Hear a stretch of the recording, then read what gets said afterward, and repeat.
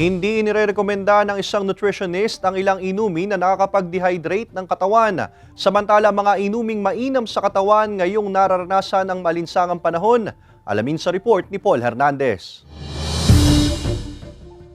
Tanghaling tapat pero mainit na kape pa rin ang hanap-hanap ni Lenny to relax. Walang duda, coffee is life nga para sa kanya. Paalis din ho ng sa ating katawan. Basta ramdam ko ano yung pakiramdam ko pag nakakain mo ko ng kape. Ang isang termos ng mainit na tubig mabilis pa rin nauubos bago pa humapon dahil sa mga coffee lover na bumibili sa kanya. Siguro coffee is life na nga talaga sila kaya ganun yung talagang nainom sila ng kape.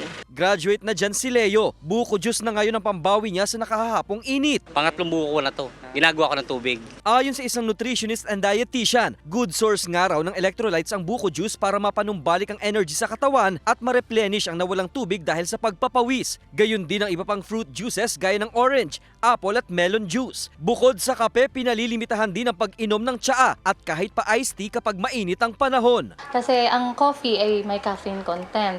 So yun yung nakaka-dehydrate sa panahon ngayon. Kahit mga tsaa, yan, mga iced tea, may caffeine din yan. Pampawi rin ng init ang pagkain ng ice-based food gaya ng halo-halo, smoothies o fruit shakes, pero dapat in moderation. Para maibsan lang yung ating nararamdaman ngayon na init, yan. So yun yung makakatulong. Pwede rin tayong gumawa ng mga fruit popsicle para sa mga bata, yan. Payo ng eksperto na malaking bagay ang pag-inom ng tubig. Kasama si Kel Ravaca, Paul Hernandez, Balitang Southern Tagalog.